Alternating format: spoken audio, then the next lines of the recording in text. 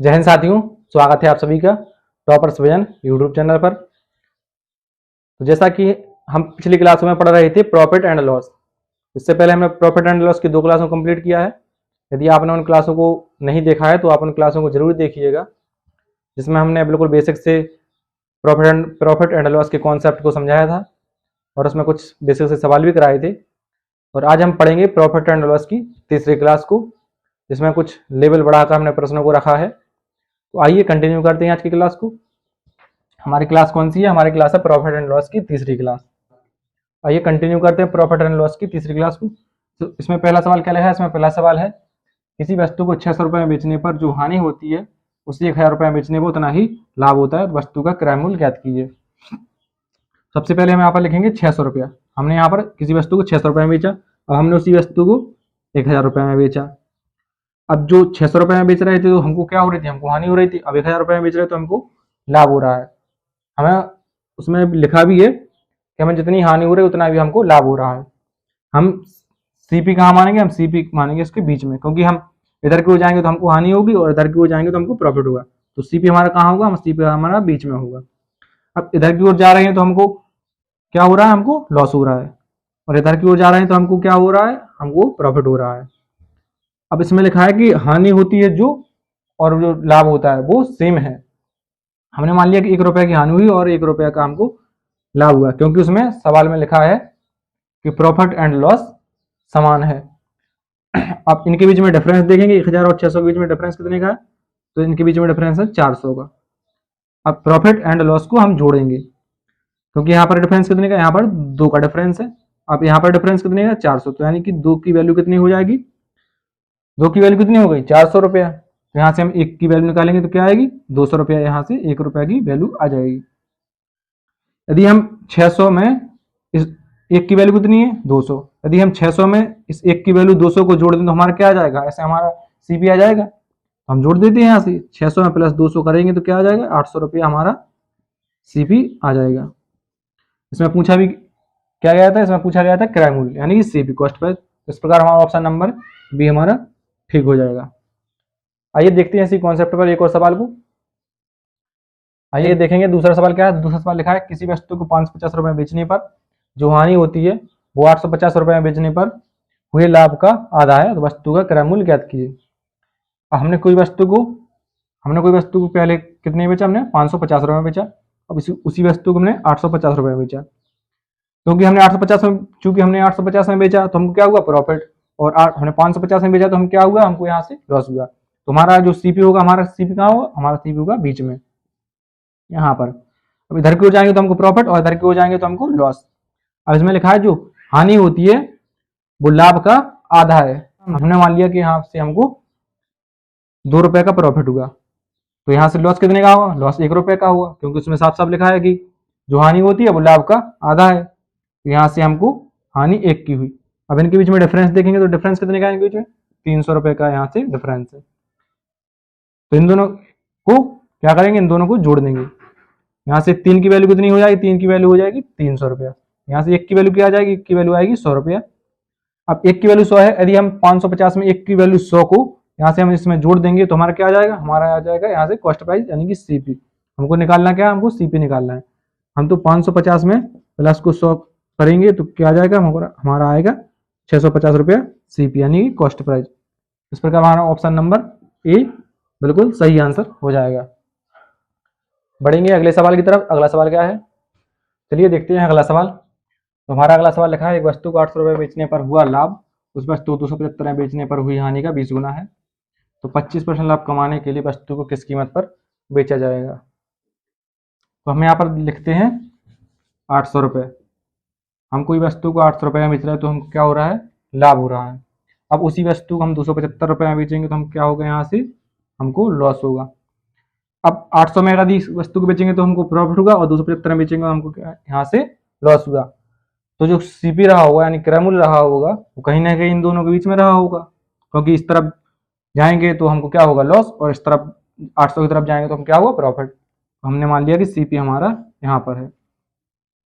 अब इसमें लिखा है कि 800 में बेचने पर हुआ लाभ उस वस्तु को 275 में बेचने पर हुई हानि का 20 गुना है। अब जो प्रॉफिट है वो लॉस का 20 गुना है।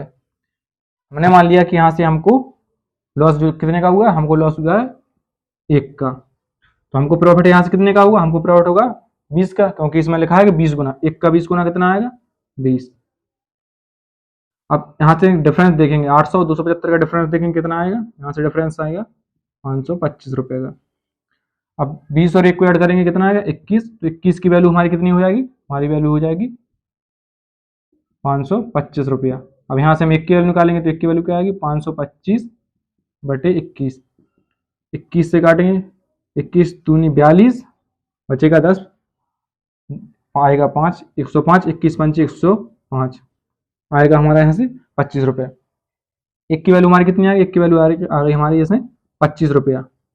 यदि हम 275 में इस 25 को जोड़ दें तो हमारे यहाँ से सीपी मिल जाएगा, क्योंकि इसमें हम बेच रहे थे हानि पर बेच रहे थे, क्योंकि इसमें हम सेलिंग प्राइस में 25 रुपये इस हानि को यदि हम जोड़ दें तो हमारा सीपी यानी कॉस्ट प्राइस यहाँ से मिल जाएगा। तो हमारे यहाँ से सीपी क्या आ जाएगा 275 प्लस 25 यानी कि 300 रुपया हमारा यहाँ से सीपी आ गया। इसमें लिखा 25% लाभ कमाने के लिए वस्तु को किस कीमत पर बेचा जाए। अब इस 300 को हम कितने में बेचे कि हमको 25% का लाभ प्राप्त हो, तो हम यहाँ से निकाल देंगे 300 का 125% निकाल देंगे, 2 जीरो 2 जीरो करे 5 15 आएगा 1, 3 दूनी 6 1 7, 3 एकम 3, यहाँ से हमारा क्या आ गया 375 रुपया। ऑप्शन नंबर डी हमारा सही हो जाएगा। उम्मीद करते हैं कि यह सवाल आपको समझ में आया होगा। बढ़ेंगे अगले सवाल की तरफ। हमारा अगला सवाल क्या लिखा है, हमारा अगला सवाल है एक वस्तु को बेचने पर एक आदमी को विक्रय मूल्य पर, यहाँ पर आपको पॉइंट नोटिस करना पड़ेगा कि यहाँ पर लिखा है कि आदमी को विक्रय मूल्य का 25% लाभ होता है, उसका लाभ प्रतिशत ज्ञात कीजिए। अब जो यहाँ पर लाभ हो रहा है उसको विक्रय मूल्य पर हो रहा है और निकालना क्या है यहाँ पर, यानी कि वास्तविक लाभ, यानी वास्तविक लाभ किस पर होता है, वास्तविक लाभ होता है क्रय मूल्य पर यानी कि सीपी पर। अब देखेंगे यहाँ पर 25% का लाभ हो रहा था, सबसे पहले लिखेंगे हम यहाँ पर 25% का मतलब क्या होता है 1/4। हम यहाँ से 4 को एसपी मानेंगे, हम मानते थे पहले सीपी, क्योंकि उसमें जो लाभ या हानि होती थी उसमें क्रय मूल्य पर होती थी, लेकिन इसमें लिखा है कि विक्रय मूल्य पर, तो हम यहाँ से 4 को मानेंगे एसपी यानी कि सेलिंग प्राइस। 1 का लाभ हो रहा है, 4 पर 1 का लाभ होगा तो हमारा सीपी कितना रहा होगा, हमारा सीपी जो रहा होगा हमारा 3 रुपया रहा होगा, तभी तो हम वस्तु को 4 में बेचेंगे तब तो लाभ होगा। हमारी कोई वस्तु मान लीजिए कि 3 रुपए की थी, हमने उसको 4 में बेचा, तभी तो हमारा 1 का लाभ रहा होगा। अब जो निकालना है इसमें लगा उसका लाभ परसेंट निकालिए, उसका वास्तविक लाभ निकालना है। तो वास्तविक लाभ कितना है इसका लाभ है 1 रुपया। अब वास्तविक निकालना है, क्योंकि इस पर जो लाभ हो रहा था पहले तो हो रहा था हमको विक्रय मूल्य यानी सेलिंग प्राइस पर, अब निकालना है कॉस्ट प्राइस पर। 1 का लाभ हुआ 3 पर, यहाँ से 100 का गुणा करेंगे तो क्या आएगा 33 सही 1/3% इसका वास्तविक लाभ हो जाएगा। ऑप्शन नंबर डी इसका सही आंसर है। बढ़ते हैं अगले सवाल की तरफ। इसी कॉन्सेप्ट पर एक सवाल और करते हैं। तो हमारा सवाल क्या है, हमारा सवाल है अगर क्रय मूल्य पर 10% की हानि होती है तो क्रय मूल्य पर कितने % की हानि होगी। ये जो सवाल लिखा है वो पिछले कॉन्सेप्ट पर ही बेस्ड है, तो आइए करते हैं इस सवालों को।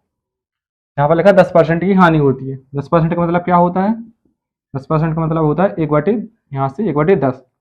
अब लिखा है विक्रय मूल्य पर, तो हम इसको क्या मानेंगे, यहाँ से मानेंगे हम विक्रय मूल्य यानी सेलिंग प्राइस। अब 10 पर 1 की हानि हो रही है तो हमारा जो सीपी रहा होगा कितना रहा होगा, हमारा सीपी यहाँ से रहा होगा 11।